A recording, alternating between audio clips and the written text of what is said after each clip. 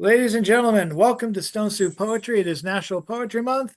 That means there's double treats tonight. Our feature tonight is Jason Wright, who hopefully will be unmuting himself for part one, because part one is going to be a little different. We usually do an open mic, and we are doing the open mic, but the open mic, who's the person who's starting off the open mic, is Richard Spizak, and he is going to be presenting a play called Hernani Kennerly Center, and hopefully that explanation for that the explanation for that will come up shortly. And we're actually going to start with that. He's going to share the screen of the script, but I'll be alternating between the script and people's faces because I found out I can do that. So that's kind of exciting. So let us get started right in 5, 4, 3, 2, and go. Ladies and gentlemen, I want to welcome you to this first debut performance of Hernani Kennerly Center. This is an homage to the great Victor Hugo, who bribed his way to success with his first play, Hernani. So here we go. We've updated the scene backstage at the Kennerly Center. You may recognize these players. First, we start scene one. Backstage at the Kennerly Center. Scene one, the ghost warns de Trumpo of shenanigans afoot. The curtains of infamy are creakily raised, revealing a ghost approaching through the mist and haze. He interrupts the DJ, snorting 4 lines of Adderall. We want to warn you, darling Donald, your relationship is largely hollow. Any trust you have in Mrs. T is wholly misplaced. You surely must see, or is it too hard to follow? I have no illusion on this front. In relationships, I generally punt. I take what I want, but I make them pay. I have no illusions, no matter what they say. It's cash and carry, that's my way. If that's too hard to swallow, that's A-okay. Donna Melancholia de Moroso still has some tricks. What's she up to? Ain't picking up sticks. I think she's ready for a big trade-up. Keep an eye out, brother. She's still got some stuff. She's still got some moves and still a looker with a well-seasoned pass. And in the right lighting, she might pass for a high-end hooker. Who are you guessing? Say maybe JD? He's still in the groove, but he's nothing special like me. I'm not saying Marquis of Muskrat's on the hunt, but he's so juiced up he might consider try to pull off some kind of stunt.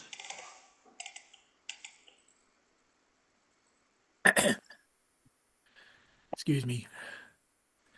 Nah, my pal Neon Elon ain't into that shit. He likes them young and pliant. With them, he's got it. He's already got quite a young harem, and with one look, you can scare him. I wouldn't be so sure. Keep your eyes open, son. Grabbing some nearby, that's just how that's done. Voice from down below from the stage, speaking slowly into cupped hands. I gotta go. Show's ready to start. They're calling my name. Be still. My beating heart. Hey, wait right there for just a minute. Don't you know? You gotta announce that I'm always in it. What are you, slow? You must announce I'm present at the start of each act. I'm the president. That's it. That's fact. He often calls out or comes down to the stage. It puts in each actor's goddamn into a rage, but their livelihood depends on him thinking they're unquestioning and good. Scene 2. Inside the presidential box. We find ourselves arrayed in glorious high-fashion folderol inside the cloying damp darkness of the presidential stall. At the Kennerly Center, my God, what a hall! Madama Donna Melancolia de Moroso is stately seated, attended by two serving girls taking discreet struts from a series of martinis. The door opens. Grand Duke de Eiffel Mascarati slips behind the curtains, rests his sweaty palms on the perfume and darkly tanned shoulders of Madama Donna Melancolia. Coyly, she bends her lips to brush his carefully manicured hand. She swears looks stuffed.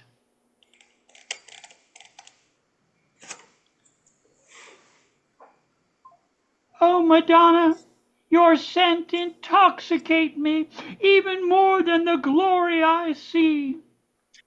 Mascarati, don't be a fool. We can never be together. I will not be your tool. She strokes his hand slowly, suggestively, careful to admire each stunningly painted nail selectively. But I've done everything just to be near. You drive me wild. Ever since I saw you crawling, Chad, on that wing so clear, your scent clings to me.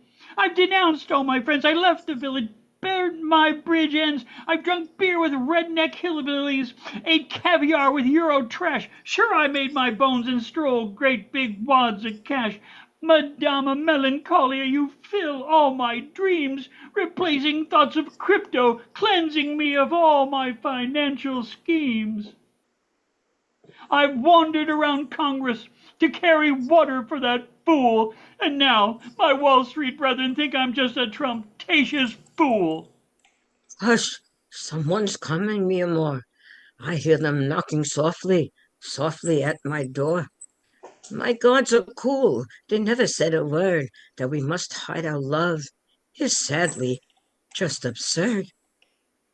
He squats at her side in the darkened corner, concealed in the velvet curtain, slowly stroking her leg. He's never been more certain. She must be mine. I'll have this woman, she's so fine.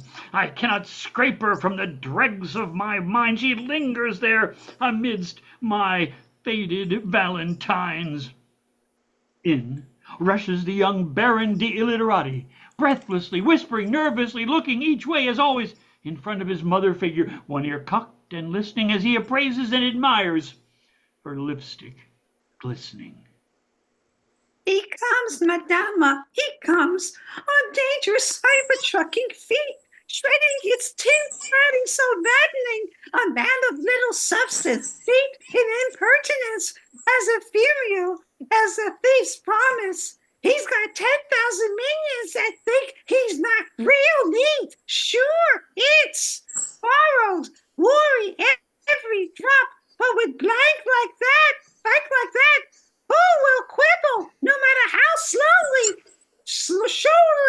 he would let it out of his pockets dribble. Dad's impressed. He likes his cash.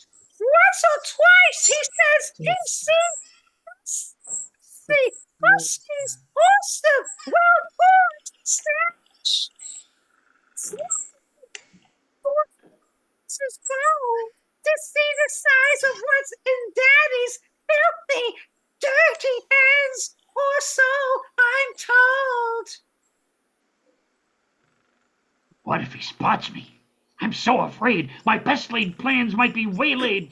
I plan to trade up billionaires if I get the chance. Yeah, and for sure, I'm exactly how that scans, but I'll be quiet and huddle here with her in the dark, still stroking her lovely legs. We'll just see what wee trifles we may spark in her cold, neglected heart. Hush, down there. Let someone hear. Although I must admit, I do like what you're doing. But oh, my pretty boy, put your hand just a little more. Oh, up here. Trill, give me joy. The Marquis enters his entourage with a robot in tow. His AI pet, he calls him Grok. He can do anything, including talk. In fact, compared to the Marquis in conversation, Grok himself could out-talk a whole diplomatic station. And if all his skills were better known, he's a touch more than a flirt. Madama Donna Melancholia might confess he's helped her more than once remove both blouse, dress, and skirt. Madama Donna Melancholia, so pleasant to see you.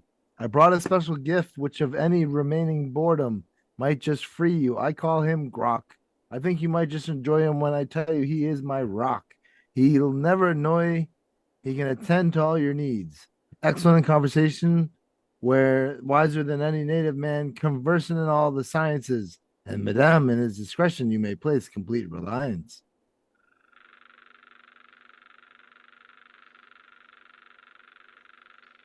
In addition, I make this recommendation an excellent masseuse, and I urge you to try him for that so very personal use. There's a knock at the door, and a disturbance at the door. One of the Marquis's minions pokes his head in to assure the rabbit is on this floor. I'll step in this closet here. I don't wish him as yet to know I'm so very near. The Duke lifts up his head to get a peek as the muskrat ducks in the closet deep. The noise at the door bestirs the entourage in the box. Could they protect and say behind steel locks? The young Baron de Illiterati bursts in bold to share what news he in his hands doth hold. It seems Don Gitrumpo doth storm at actors on the stage. They did not dedicate the show to him, and therefore wild and vivid doth he rage. Uncontained by his staff, he shouts and storms. Those backstage behind the curtain doth with peals of laughter roar.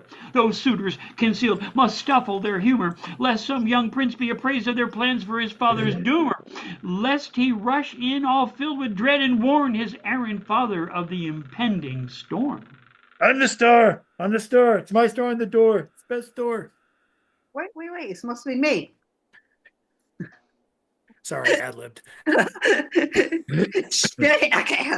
She yet full of wrath returned, and he, with all his bridges, his allies, and his staffers burned. I will step to soothe his spleen, lest he pour out on you his angry, spouting screams. Worry not, my gentle boy. His humor laid out and weighed will be my toy. He doesn't practice his tempers on me with one of my winning swimming glances, or else he'll never more a happy man have joy. This man's my toy, my charming boy. The Baron departed to ease the humor wherein his father's temper streamed the doomer. John de Trumpo would be interrupted by another spirited intercession to dispel the lies, the rumors, the ever-mocking indiscretion. I must go check on my boys as they install their omniscient software toys. I've invented everyone to investigate Frog and Obtuse. I'm the one who holds the gun. We'll get this done by hook and crook, but I better go and have a second look in case they shut down the U.S. mail. I'd hate to be the one to place the precedent in jail. Once we get the Epstein data, no matter what he says, he'll be down in the crater till, so very much later. Now, he's left. I'll have my way with this, Madama. That's okay. Let me check my eyeliner. Oh, son of a bitch! When I knelt down to caress her calf so near, I must have smeared my damn mascara. You must leave now, my pretty boy. I don't want you to hear when the Don appears. He'll just be annoyed. Just now you've been so useful, and for me such a smooth talker, Tootha. But better run, just in case. Lately he's been packing a gun. He's going to test his luck to shoot any old pedestrian. He'd like to plant a boot on someone's life. It'll be too easy, though, if he caught you here with his neglected, much suspected wife. The Mascara Duke unfolded and stood, though he's done himself a little good, stroking Madame Donna's pretty legs. And when he stood, he was surprised to find the Marquis emerging from the closet right before his carefully well-painted eyes. What's this guy doing here with you? He'd be better off back where he belongs, locked in the zoo. Get out of here, you crazy hack. Out of here before I blow my stack. I got half a mind to turn both your eyes all blue and black. Now, just a minute, my high-tech chum. I've friends of mine, and if I call them, they'll be on the run. I'm on a mission here. Besides, my old chum, Donnie J, he's just got a few more tricks to play, and then you'll see, gosh darn it, Jim, he'll be on his way. He'll take the heat and be buried with a scandal, and I'll be the savior. That's a role I can handle. I've been cast as our very first king, and they even let me pick my ring. Boy golly, they designed a royal robe for me. OMG, you just gotta see.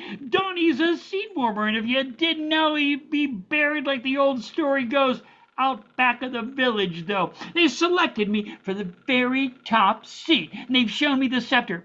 It's so resplendent and neat.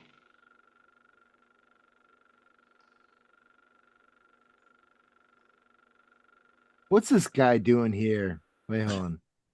You just think you want the Madonna? She's a status symbol. I got something special in mind. I see her legs all akimbo, riding wide and high, astride her ride on a Tesla limo. Ever seen her crawling naked on a big jet plane?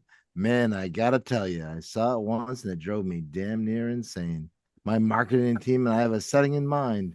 We picture her crawling, lazy, on her behind, naked, steamy on a Tesla. That's a sight that's fine.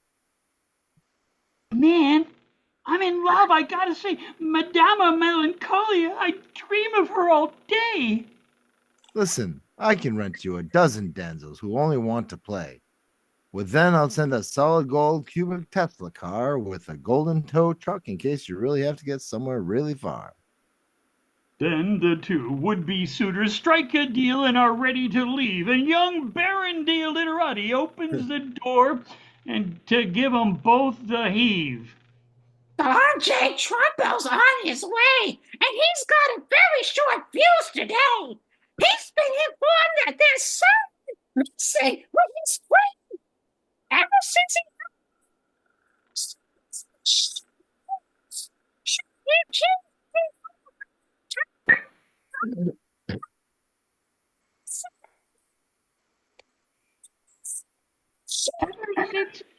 Ever since he heard from that ghost, he's been shitting beans. Should he, full of wrath, return, then Donna Melancholia de Moroso will get another major lesson. Will she never learn? Scene 3. Just outside the presidential box. Don J. Trumpo races down the hall, waving a serious pistol after all, hoping to get a chance to shoot any random entity. His pistol's loaded with hollow point bullets, and he's got plenty.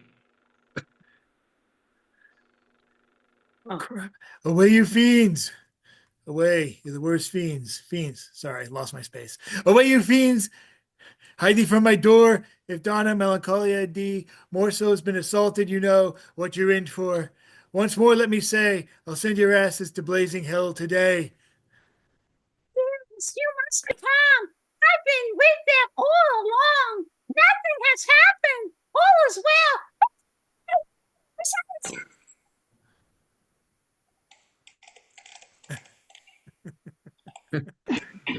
He's scheming. Nothing happened, all is well. Put that gun away. Besides, if anything happened, you know me. I'd tell.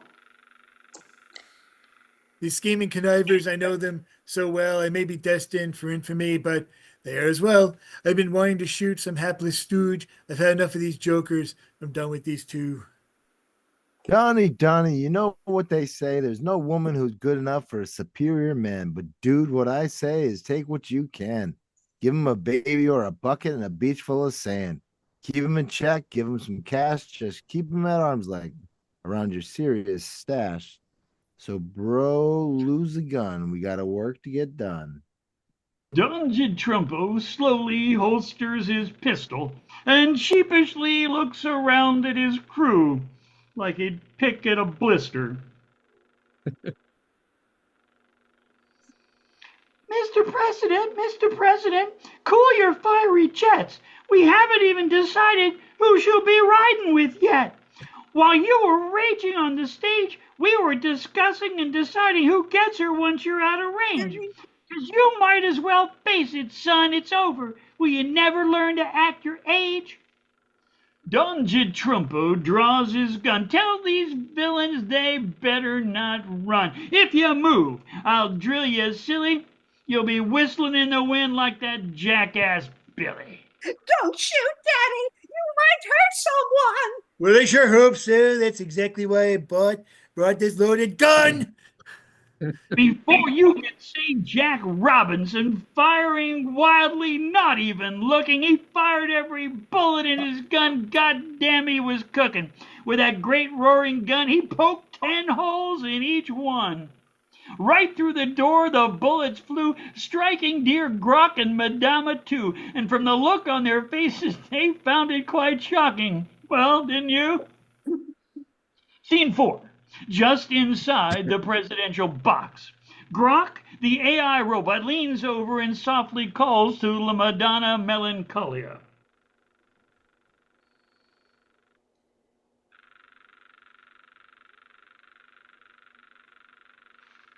I think that's Jackie.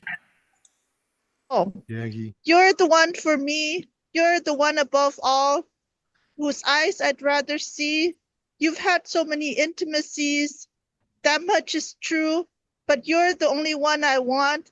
But I will ask just one lovely eye from you. Grok, the AI robot, leans over and softly calls to La Madonna Melancholia, who now, wounded, has fallen from her chair, her blood splashed and slowly clotting everywhere. Darling, I'm sorry. I cannot move. I didn't hear you right. What compliment did you say about my eyes? I want to get it right and know what you'd say. I want you, the shot up robot said.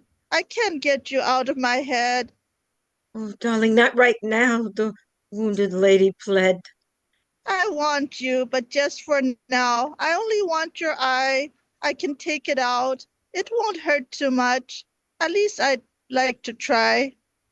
Darling Grok, I don't understand. Why do you want my eye? Without it, I won't see. Don't you understand what it means to me? I'll just take your eye for now. I say this vow, my solemn vow. I can't exactly tell you why. It's just a compulsion. That's me, oh my. I guess you'd say, well, either way, I have a box here. What do you say? While inside the presidential box, Grok removes Madonna Donna Melancholia de Moroso's eye and puts it in his special box. Outside, in the corridor, there's a final scene, just one moment more. The Marquis lifts himself up on one elbow to deliver the final score. It's too late. Your course is run. Even if you take our lives, all the big knives say you're done. There's an assassin waiting just outside. The limousine's positioned for his escaping ride. Don Trumpo, without missing a beat, drops the heat he was packing and pauses to open a sandwich for which some snacking.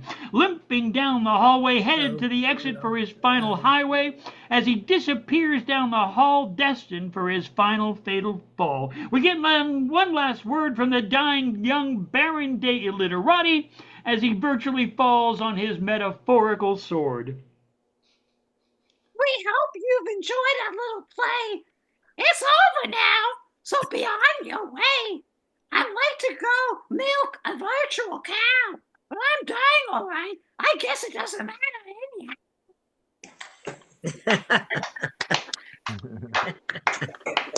Dana March Simpson. I knew you were channeling Ralph Wiggum there for a little bit. You're like Chief Wiggum's kid. I knew it. Thank you all. I think this That is was a horrible. I think this is a horrible play. I think there should be more of me in it. I think I was sorely lacking as a character. You sound like Donald Trump. Yeah, you do. It's very fucking sad. Another third term, you'll be like him. Donald, will there be tariffs on plays? There's tariffs on everyone's words tonight. Everyone has to pay an extra 10% for every words that they say. Okay, I that was the play. That was the play. The Stone That's Soup funny. Clusterfuck Players. That's gonna be the new the new nickname for all of us. I gotta say, Baron Trump as Ralph Wiggums is an inspired choice. Ralph Wiggum. I was He's been my laughing. political meme hero even before memes existed. I remember during the whole um, criticism of letting Ralph Nader debate, they came up with pages and little mini posters of Ralph Wiggums. Me fail English? That's impossible. Let Ralph debate. Anyway.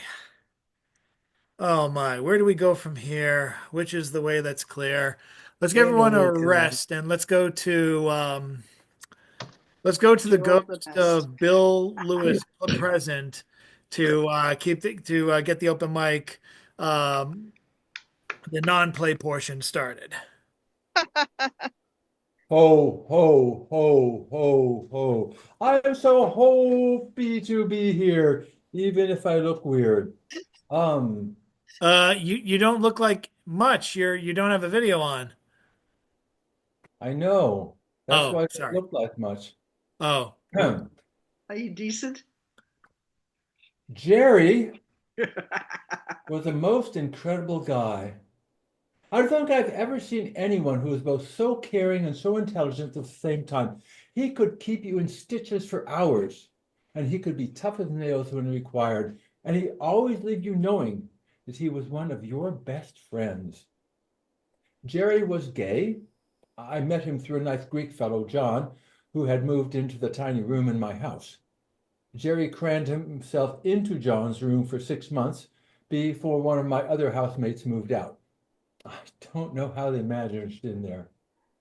Easter, 1989 or so, he came to me and asked me if he might hide an Easter basket in my room for John, so John wouldn't find out that he was hiding an Easter basket for me.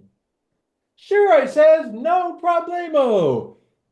And I kept the basket carefully hidden until Easter, when Jerry came to retrieve it. Well, swap would be more accurate. He had John bring in the basket that he had been hiding for me in his room, and he had me give John the basket in my room, and we were both taken completely by surprise, and that was Jerry with a G. Now, Jerry with a J, I met Jerry with a J at the Redwood City AIDS Hospice, where I was volunteering on Friday mornings. Jerry was the healthy of the patients there. He could walk unaided, and his mind was sometimes sharp.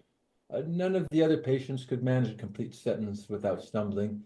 As volunteers, we were there to give him someone to talk to who wasn't staff and had some time. We'd do small chores now and then, feeding the weakest ones, cleaning up a little bit, but largely the staff handled that stuff. We were there to talk or to listen or just to keep company with. I watched a lot of Geraldo that year because most of the time nobody was up for talking, but it was nice to sit with the same people, to the same person, watch TV, I think. On his lucid days, Jerry was great to be with. He had been a professional landscaper and was quite good. He had some articles about him in Sunset Magazine, which is big time. He kept a few of the copies by his desk, and he had some photoshops, photo snaps of his work, which were just magnificent. He wasn't that interested in talking about it, though. It was like a different lifetime for him, a different lifetime before AIDS and before all of that. I'll stop at this moment and mumble to myself and leave you all with my blessings.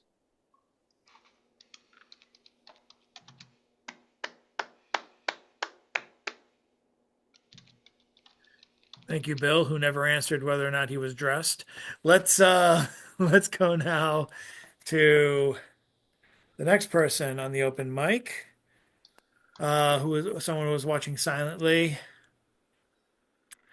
Let us welcome up Mr. Edward S. Galt. Thank you. Um, Thank you. I have just a couple short ones here. One is called The Other Side.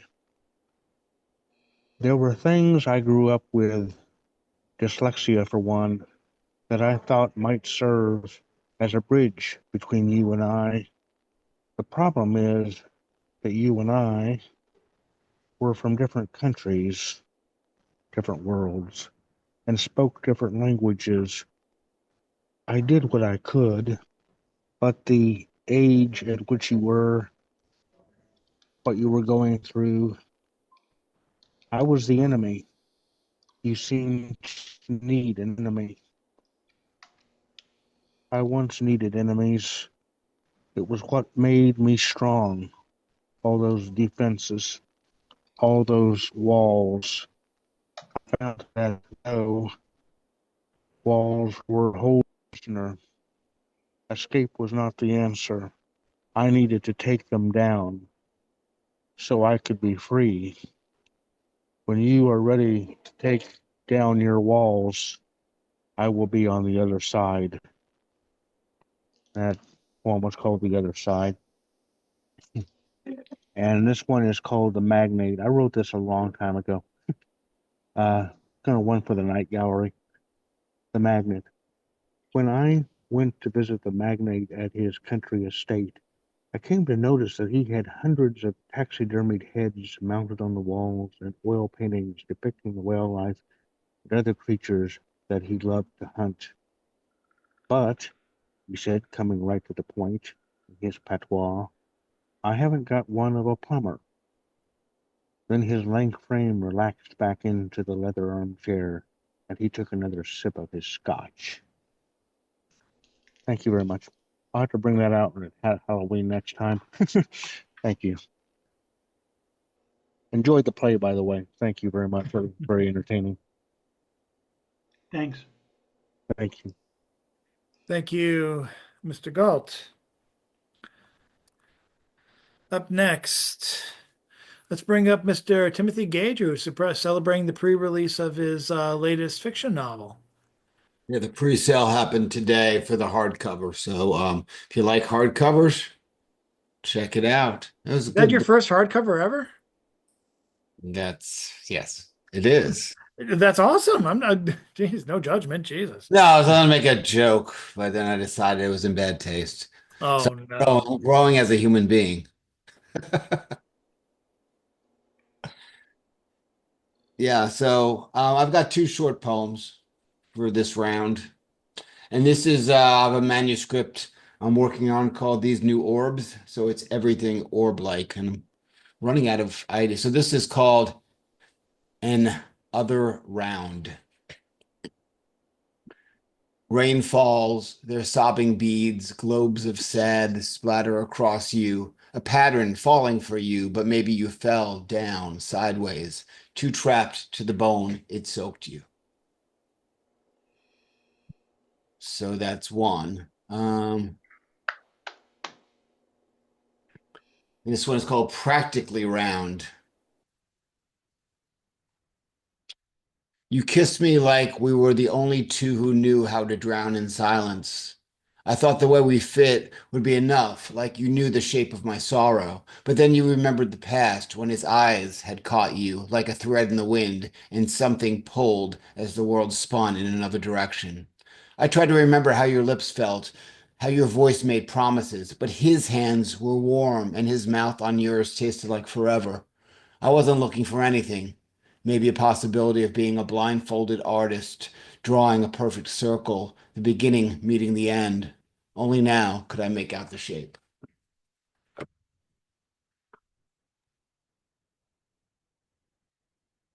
Thank you, Timothy. Good luck with the pre-sales. Yeah, it's all up to you guys. I don't buy it at this point. Fair enough. Good luck, you guys, with the pre-sales. Best of luck. We can do it. Let's go now Yeah. to Mr. Robert Fleming. Good evening. I'm Robert Fleming. And I want to ask Chad, have you had a chance to choose which version of the poem you wanted us to do? I promise you I'll get back to you on that by tomorrow. That is my solemn vow. You said I had till the 4th. Right. And I and Okay. I and I really kind of hanker to get to the edge of a deadline. Okay. That's So nice. so I'll share something else. I think on this open mic we had talked before about donuts and bagels. And after that, I did some digital art uh, using a donut and a bagel to see whether I could produce interesting images. This was the original donut image I started with, which is a glazed donut. And this is the first part of the series I did on the donuts.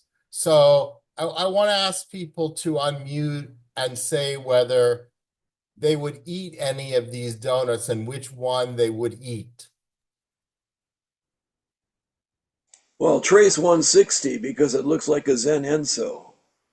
Oh, so you like the Tracer donut to eat? I like the Trippy Trace donut before a dead show. Trippy Trace. I like the Totally liquid Arctic. five I like- flow. Yeah. It looks very, very sweet and crispy. Okay. And this was the second donut I did a study of, which is the one with the sprinkles on it. Ooh. Any donut anybody would like to eat? I like the liquidy smudge. Looks like there's a cream inside the donut. I like the sliced mince. That's how it would look after I had the Trippy Trace. Anything that looks like a strawberry donut, I'm all over because that's what I have inevitably when I go to Dunkin' Donuts for a breakfast sandwich.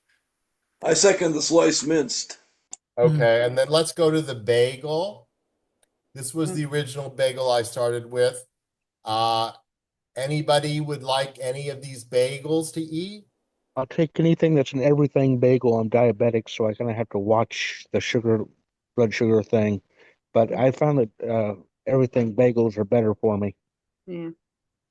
You don't have sesame bagels here. But I'll take the trippy one. You like the Yeah. trippy bagel? Yeah, the rainbow bagel. Me Okay, too. Trippy. okay. I love And then I rainbow. wanted to share a communication I sent today to my two Delaware senators, Lisa Blunt Rochester and Russ Huxtable. When I saw this morning news that one of the friends of Trump, that they were caught talking about USA bombing Yemen, I was very afraid. So I wrote my senators. I'm pleased with the level of action that Democrats took to block voting in Congress on April 4th, 2025. I'm terrified President Trump will bring USA into a war. Read articles today that USA is planning to bomb Yemen. Already heard USA plans to bomb Iran. Now, two countries USA's actions may start a war. Trump is too dangerous for US because I imagine he will bring USA into a war and ongoing abuse of executive orders. I request that you rise to the level of action that Democrats took to block Congress voting on April 1st. I hope that you form a coalition with other congressors to continue to oppose Trump on domestic and international issues. Respectfully and gratefully for your service, Robert. Thank you for letting me share. And I'm also considering going back to doing volunteer work for the Democratic Party in Sussex County, Delaware, where I live, with the view of think globally but act locally. Thank you. Thank you, Robert. Going back to the Stone Soup player, the people who are Stone Soup playing, we're putting them further down on the mic. Let's go next with Rita Rusty Rose. Yes, thank you. I'll share two. Let's see what I have. I have a few. This is just fun, so I'll repeat this one. A haiku. Mount Trumpmore. Multitudes gave voice, and the walls came tumbling down. Base of Mount Trumpmore. Multitudes gave voice, and the walls came tumbling down. Base of Mount Trumpmore. And then I have two from my series that they were flower poems and they're pantoum style. It's just for fun. Poison Ivy.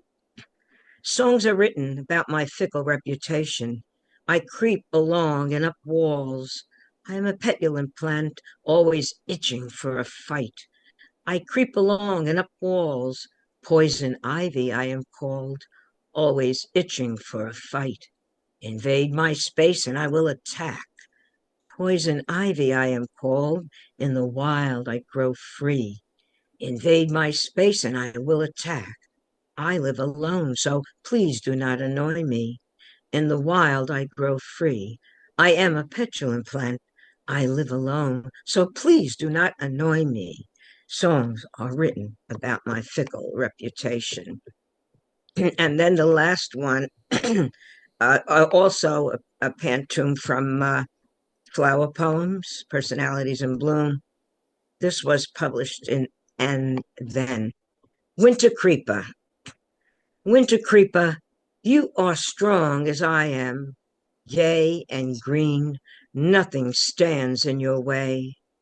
You fight in summer for the right to thrive. Your legacy clings upon a stone wall, unchanged. Gay and green, nothing stands in your way. Horticultural heretics neglect your imprint. Your legacy clings upon a stone wall, unchanged. No matter how they try to sever you, you cling. Horticultural heretics neglect your imprint. Emerald gay winter creeper, adhere to the wall. No matter how they try to sever you, you cling, forever living and climbing the stone wall.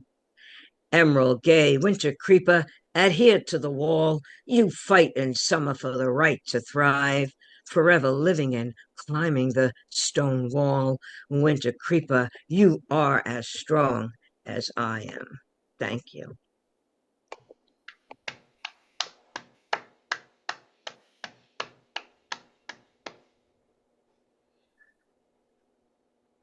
Thank you so much, Rita. Let's bring it now to hopefully she's been able to heal her throat from the Baron Wiggum impression. Let's bring up Patricia Kerrigan. Yeah. Yeah, I'm on hiatus from canvassing. They'll probably call me back in a few weeks. Do one round. Yeah, my inner March system has been retired. Okay. Gonna read two poems. No Me Quitte Pas, inspired by Nina Simone. Letting go was hard to do. The misunderstandings, the times best forgotten, the triple swords embedded into a heart. Happiness was born a caterpillar, destined to pass time inside a cocoon, emerge as fleeting moments before its demise. There were reasons for why this happened: the unrealistic expectations, the sudden planetary shift, the heart and mind in retrograde, the messed up soul contracts that got renewed. Exotic pearls made from rainwater and golden summer days couldn't support a fantasy world. Passion disappeared into ash. Songs and laughter disappeared into the sun. The sun disappeared with the queen. The king's shadow disappeared into darkness, the partnership forgetting what it once was. History is not herstory, and every woman knows this. The odds will side with the king and never with the queen. The second one, What a Wonderful World, inspired by Louis Armstrong. In a world of breaking news fed by the oligarchs' will, stop, breathe, close your eyes, zone out, and heal. The collective is texting you. The world is still worth saving. Beauty's tough, a seasoned survivor. from a child's imagination to the tiniest leaf. Take a walk and observe the trees. They are way wiser. They don't complicate matters. They live in the now. The roses will return. Ask each crocus and daffodil and tulip too. April showers wash this landscape. A rainbow curves over the Verrazano. The cold gray sky turns cornflower blue. The snow belongs to yesterday. Kids want to play by the swings. Hear Mr. Softy's jingle up the block. Your life won't be perfect, but kindness and serenity won't cost a cent. The collective texts you again. Yes, the world is still worth saving. Dictators will come and go, and humanity will have the last word. Thank you.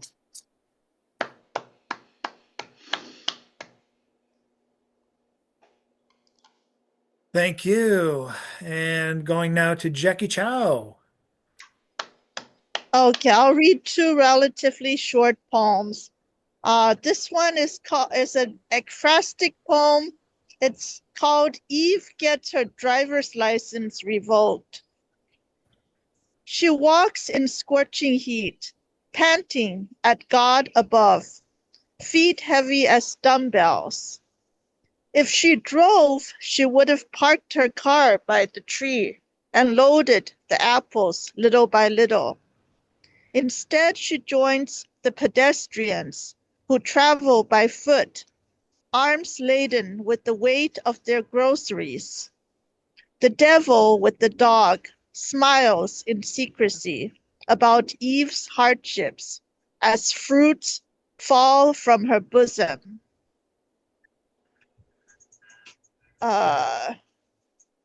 And this one is a more recent poem I just wrote yesterday. It's called Introverted. I want to be alone, not amid a crowd, like in a bus, but so alone that I'm around no one, nothing, except maybe the dappled shade of a tree besides my own shadow. So alone that I am startled by the occasional passerby, that I walk away from the opening and closing of doors, that I shun even the company of a lone hummingbird. Thank you.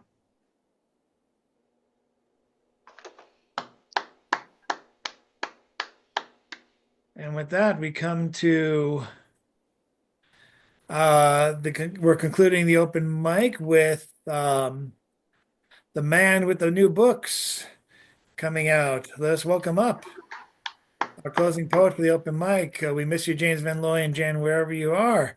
But I think John's got this one. Let's welcome up John Wezek. Thanks. So Commuter Lit just published my epic, The Guacamole Ad. So I'll read the opening to you, and I posted the link to it in case you want to read the rest. Sing, goddess of the wrath of Peleus's son Wain, of avocados brown with corruption that gave their flesh not to tacos, but to vultures and wild dogs, and of how the will of Zuck was accomplished by the bitter rancor between Atreus's son and swift-footed Wain, pacifier of picky diners. 9 long hours the waitstaff toiled at Persephone's quinceanera, clad in thick-soled shoes and knee-length aprons the color of the screen-saver sacred to Zuck, Doug, son of Tedious, Michael, stacker of chairs, Wily Oliver, son of Laertes, and blameless Pat Rockless, could not equal swift-footed Wayne in carrying plates of enchiladas and green pumpkin seed mole, cochinita pibil, marinated in annatto and orange juice, ceviche, empanadas, golden fried, tortas, and milanesas. After the guests left well sated, after the plates were ferried away, after the tablecloths folded, and after sweat-stained bow ties loosened, swift-footed Wayne, pacifier of picky diners, strode forward to claim the spoils from the tip jar that were justly his. Not so fast, son of Peleus. Al Fresco, son of Atreus, and purveyor of the 3 martini lunch, intercepted him. These riches go for overhead. Swift-footed Wayne looked darkly on him. "O shameless grifter, how shall any of the waitstaff follow you, who never ferried beer to drunken frat boys, wiped the table, nor returned an overcooked steak? I did not come here for the honor of carrying your trays, but for the prizes won by my sweat and endurance."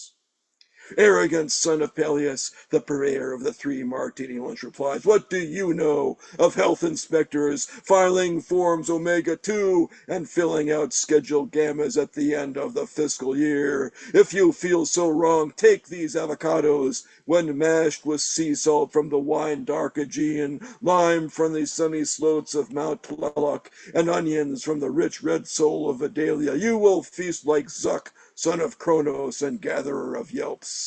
Swift-footed Wayne halved an avocado with his bronze blade, expecting flesh green as the olive fields of Lemnos. Instead, he found it black as the deepest pit of Tartarus. "These are worthless." The pacifier of picky diners tossed them to the carpet. "Can it be that heroic Wayne, who boasts of back-to-back shifts on the feast of St. Valentine, trembles at a little oxidation?" said the son of Atreus. "They're perfectly fine." "Vile Alfresco, who never felt the weight of an apron, nor the yoke of a bow tie, you so dishonor me with these contemptible vegetables, I shall withdraw to my studio apartment near Normandy, and not return until you apologize at my knees. Go then! There are plenty others who aspire to the grandeur of my 2-for-1 special, and they're fruits, not vegetables."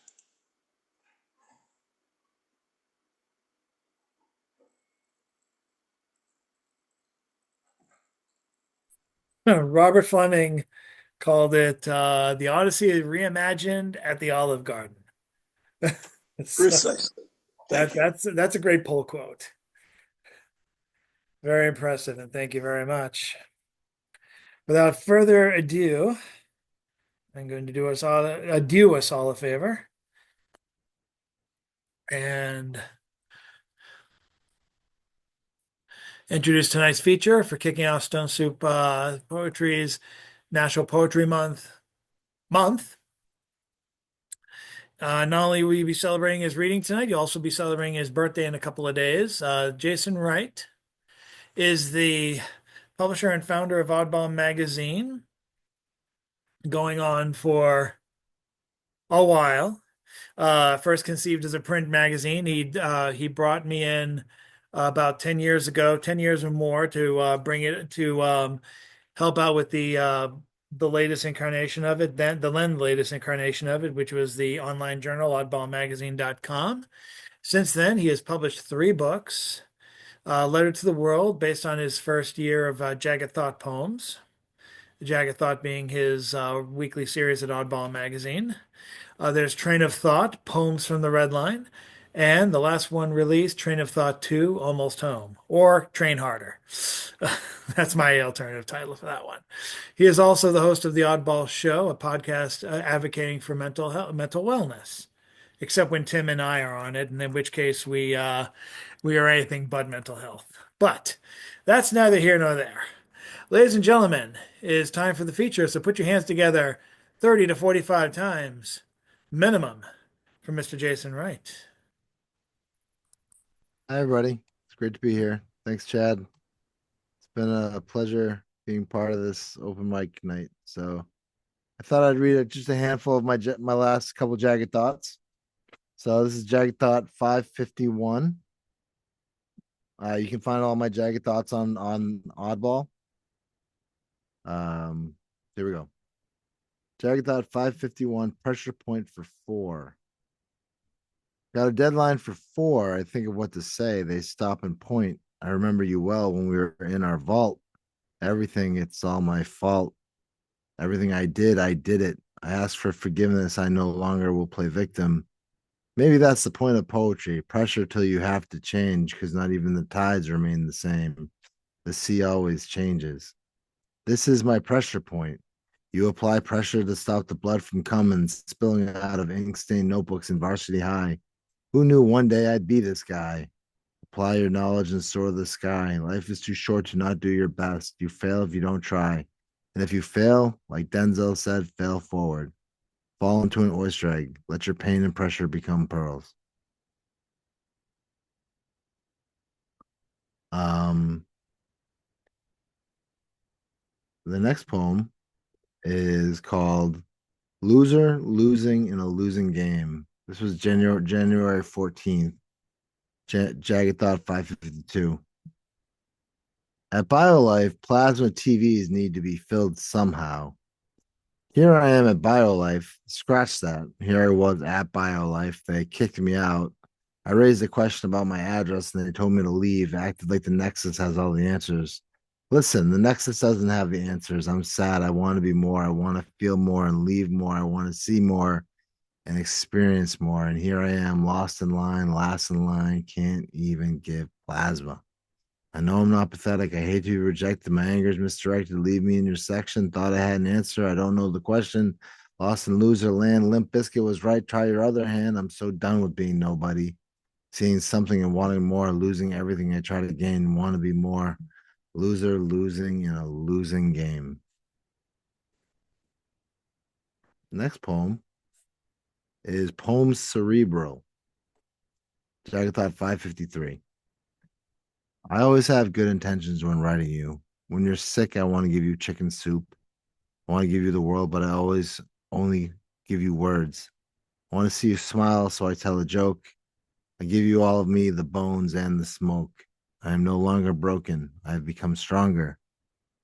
I want to write you a letter and say I'm doing well, and all I have is this poem, so I will write the way that I can. Tell you I'm a better man, tell you I am fine. I know you don't think so. You think I'm out of my mind. I'm here to tell you I've arrived late, like writing on the red line. It takes time to write down a menu of the food for thought I feed you. Forlorn, still alone, I send you poems cerebral. We got Jagged Thought 554. Hero Cell. Smile though your heart is breaking. Smile though your hands are shaking. Find the struggle to be quite satisfying. Living and dying and losing. I don't know what else there is for me to write about. My life has been one kick down after another kick down. I don't like anything I see. When I see the mirror, I see a failure looking back at me. I'm lost and no one is here to help me, just gravitating around these funeral halls, lost in longing, drama, and a comedy. There's nothing for me here. I'm just a lost star out of Earth's gravitational pull, finding enjoyment in sleep in the warm blanket you gifted me. I need to change my clothes, wash my linens, and fix the springs that stabbed me in my sleep. I wish I didn't believe I could be more than this. I wish I just accepted my nothingness, but in the back of my mind is this little warrior cell waking up from a deep slumber. It is the hero cell, and it is what I need to change everything around. Rewind back to a holiday scenery. This hero cell is doing push ups, plotting and planning. This hero cell, I pray, wakes up and takes charge, takes the reins and cleanses me, makes me read a book and do a fucking push up, puts me in a place where I can rise above, and directs me towards love. I need this hero cell to wake up. Jagged Thought 555. It's called View, Shift, and Escape. If I could control Alt Delete, I would. Scrap this menacing face, scrap these tattooed hands, enlist in the army and see what happens. Learn to play piano and play for you. If I could control Alt Delete, I would. Scrap these clothes, scrap this clutter. If it would let me return to you, I would. Shift and escape. If I had that option, I would command it like Moses. Whatever would bring me back to you, I would do it. I would find some lingering bravery in me to tell you that I just want to come back home and watch the snowfall. To watch the snowfall with you. If I could control Alt Delete all the terrible things in this world, I would. If I could see past this snowdrift, if I could see past this block, if I could control Alt Delete, if that was an option, I would command it like Moses. If I could, I would, and I can, so I will. The next poem is Jagged Thought 556, New Guy. Sitting in a meeting, trying to find the reason, sipping on sunshine. It's been a long time, so I keep on sitting, trying to write and listen. I used to sit and write like my life depended on it. Poetry was the prescription that put my life together. Found a passion in it because it was something I could do with little effort. I was already an expert, could write sheets of poems on liquid sheets of paper, every word I wrote shining like sunlight. First, the world didn't write, then in a blink of an eye, everyone was a writer and carried themselves like they were better. Now I'm an older poet, definitely not an expert. I used to write because it numbed my pain when train rides were long and I only that outlet. Now I'm older and want to find this love again, the love a writer has for the pen. Now and again it comes and goes, but this rock mind needs to liquefy. Put my words on the page again, commit to this craft again. Day one, like I'm the new guy. Day one, like it's my first time. Finding comfort in each rhyme, finding pride in the poems I write, finding substance in each line without substances clouding my mind. Uh, Next one we got is Jagged Thought 557, Rise. I want a day for you that's better. I want you to rise. Rise out of the depression and the madness. I want this for you. I want happiness to illuminate your tough days. I want you to shine like the brightest star. I want this for you. I want you to rise. I want you to wake up fresh, embrace the day like a loyal lover. I want each day to hold you, make you whole. I want this for you. I want a better day for you. I want you to rise. This is what I want for you. Jagged Thought 558, Currency. Choose your words, use them like tools, count them like currency. Let them create your place of solitude. Let them create your good mood. Treat these words like gold. Don't give your gold to fools. You found that gold, mined it, lost sleep over it, adventured for it. Treat your words like currency. Some don't need any of it. Some might not deserve it, especially here, especially now. Not everyone sees you shine. They can't. That light will just not light, and they know that. You don't need to give your gold away if it takes away your shine.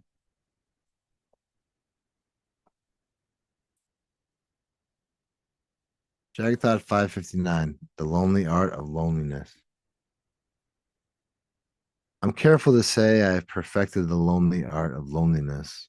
I don't let anyone in. I don't meet many people anymore. Don't go anywhere worth noting. Don't know anyone worth knowing. I built a glowing scene of very little notice. It took no focus at all, and no one may approach it. Built this by myself, of course, this little layer of loneliness. Just a lonely rhythm track to make this poem's heartbeat. I constructed the machine that takes your heart from your chest. Make me the sole proprietor of a lonely, lonely, mean machine. May I open your heart and see in. Thanks. Let's see. All right. I got two more poems. This one's called Jagged Thought 560, Skeleton Headrest.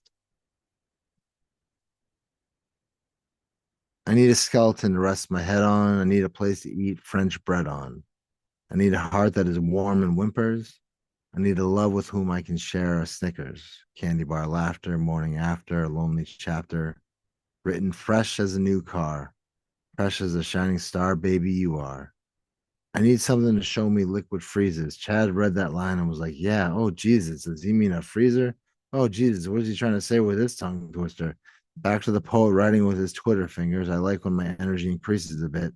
Call it seasonal affective, call it March Madness, call me a Swiss Miss, sober seamstress to show me where the Swisher Sweet is.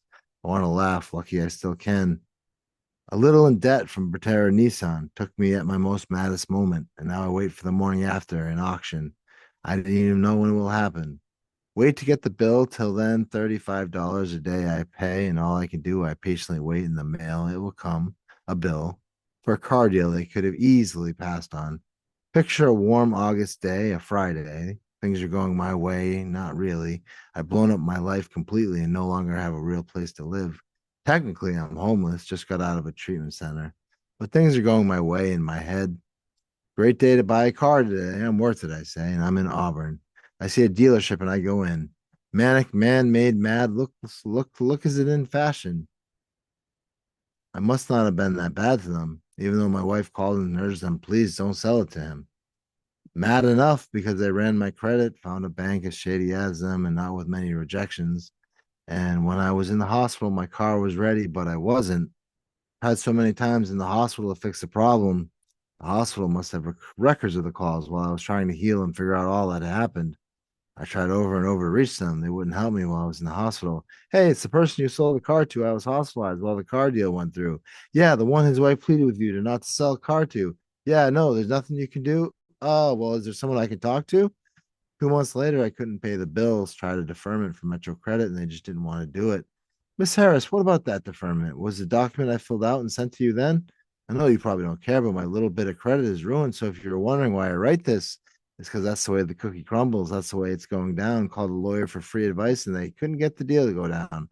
My friend Andy wrote to the BBB. Even Nissan National got back to him, not me.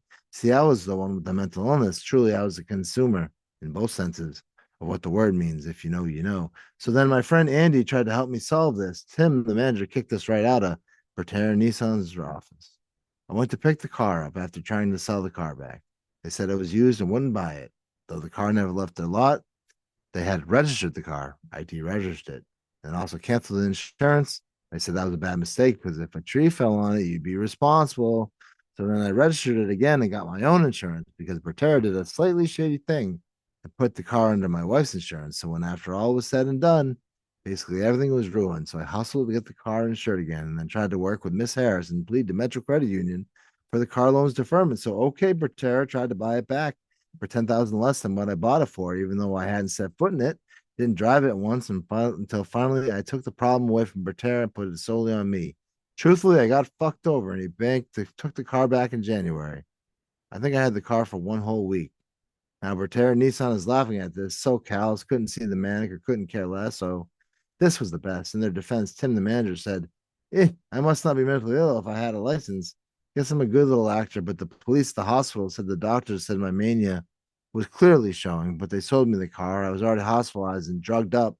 Didn't pick the car up, which I bought in August, until finally in January when my old faithful he died. And I think I had the car for a week, not even. Had to get the car, thought it was the way to try and settle the whole thing. Now the bank won't do anything. Took the car right from my parking lot of the home I live at now. Now I sits in an auction floor and they want 35,000 plus paid in full. Well, of course, that won't happen. So my hands are tied and I can't do a thing about it, but write this poem and ran about it. They told me at Metro their hands are tied. Won't even let me try and make it right. So now on top of the 35,000 I have to pay, the car gains an interest in every night. And the collection guys were happy and smiled and said this thing happens all the time. It's how it's always been. A bank really is a car dealer's best friend. But boy, that was a costly mistake. How mania can break the bank. And so now I wait for the auction, bleed $35 a day, can't do nothing. They won't let me pay any of it until it's paid in full. How the heck can I do that? I lost my job when I was in the hospital. Almost became a police officer day after New Year's, failed the driving test. There was an honest bone in the bank's body that would let me settle up and let me keep the car, give me a chance to make the payments. I'd be an Uber driver. Car would be smoke free. That's not the way the cookie crumbled, at least not the way it's looking for me. This is a true story. Tell somebody. This can't be truly how a car dealer can do business and laugh with the bank while I just bear witness with nothing I can do. Just waiting for a 2023 Nissan Rogue to sell way less than market value. Nothing to do but wait for this saga to end. But hey, I must not be mentally ill if I have a license, right? Tim, I wonder if there's anyone who would write to him. Probably not. The mentally ill can't write. Shady businesses are shady banks' best friends. That consumer is really a consumer in the end. I'm so mad, put down the pen, try and go to sleep, wake up and take my medicine. And then I have just one more for you. That's a long one, but I had to get that one off my chest. This one's very short. Dreary. Jagatha 561. Another dreary day in existence. Woke to that little voice that says, is this it? Can I shake depression's hand off my back? Can I find something to make me laugh? Is there something I can take to make me shake awake, lessen the pain? Sleep sounds like the optimal thing, but that voice is deafening and is impacting my hearing. I just want to be rid of it. Shake awake like a caustic tick, like a lunatic in the moonlight. I am dreary in the sunlight. This is a season, I say to myself, bored and broke with no one else. The cavalry isn't coming to save me. Must correct own mistakes, remake me. Thank you.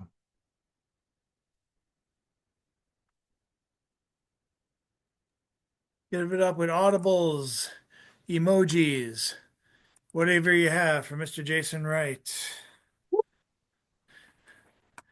Mr. Wright, is Train of Thought 3 anywhere in the works at this time?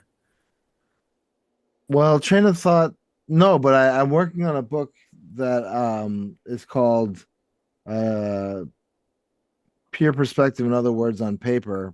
But Hmm. I think that I'm not too happy with it. So I need to work on a more current book. Um so but no, I'd like to work on something, put something together. Maybe an anthology of some of my poems from Oddball. All right. Thanks, Can I Chad. make a suggestion, which I think might be good, is to do a calendar where each page has a jagged thought of the day. Oh, wow. Great idea, Robert. Thank you. Good thinking. Thank you. Thank you, Robert, and thank you, Jason. Happy birthday. Thank you Happy very much. what's that? Thank you very much. I appreciate it. And we're looking forward to seeing more of you. You can catch Jason almost every Tuesday ever at oddballmagazine.com for his regular Jagged Thoughts. And you should check out the site that shall not be named for any of his books on sale: Train of Thought 2, Train Harder, and Letter to the World. And Yeah. Well, Train of Thought 2 is on what is it? Hulu? No, no, Lulu. So, Lulu. but Train of if Thought you 2. actually go to Oddball Magazine, you can get all three of my books on the website. I believe under our Thank you. books. Thank you very much, Jason. And everyone out there in the poetry world, thanks you for starting Oddball Magazine. We've published since I've been taking over, I've counted more than 50 poets published in the last 10 years. That's all I'm going to say. More than 50. Oh my God, yeah, way more than 50. Well, maybe 52. We're not Maybe sure. 100, maybe Maybe wrong. 57, maybe 59, 58, maybe something like that. But something like that. maybe three more. Anyway, thank you very much, and hopefully I'll be able to make an announcement for next week regarding the feature. I hit a snag with the feature I wanted to ask. We are at an impasse, and I'll be hopefully making an announcement in the next 24 hours for the feature for next week, and hopefully the last feature is for the month of April. I did want to give an update regarding Rich Boucher. Some of you may know, some of you may not. Rich Boucher had a neurologic issue last Thursday and ended up being in the hospital. There's been some communication from his sister. Apparently, the family is out in New Mexico right now. He is recovering. He is healing, but he has to take everything very easy right now. As far as we know, he's okay. The sister is trying to keep everything as private as possible while trying to keep us in the loop and letting him know that he's as okay as he can be. That's all I know, and I'll try and post something in the next few couple of days. There might be a communication email from his sister. If you guys want to send any kind words to him. We're hoping for the best. This comes too hot off the heels of losing Jeff Taylor. I'm hoping we get to hear from him very soon, but at least before Stone Soup's next anniversary month. That's all I got to say for now, and I hope I'll have better news coming up regarding everything. And some of you might hear from me personally directly for various reasons. I'm hoping to have better news posting. Yes, Patricia, Marissa Prada has been posting as well. A lot of people have just been reposting stuff from his sister, but if you go onto Rich's site, if you're friends with him, you should be able to get that information as well, directly from her, directly from the sister. That's all I know for now, and I'm hoping for more later. But thank you guys very much. Thanks especially to Jason for a wonderful feature. National Poetry Month is on the way. I hope you guys are trying to write a poem a day. And we will see you next time. Oh, I do have the Stone Soup National Poetry Writing Month page if you guys are interested in doing that. We're only at day 2, so even if you join now, you could still catch up very quickly. So, with that, we give the wave. Thank you very much. I like Jason. He's just like, is this how you do it? Thank you guys very much. And have yourself an excellent evening. Have a great week. Thanks to the Stone Soup players for coming through. Thanks to Jason for coming through. We'll see you soon. Take care and have a good night. Show's over. See you next time.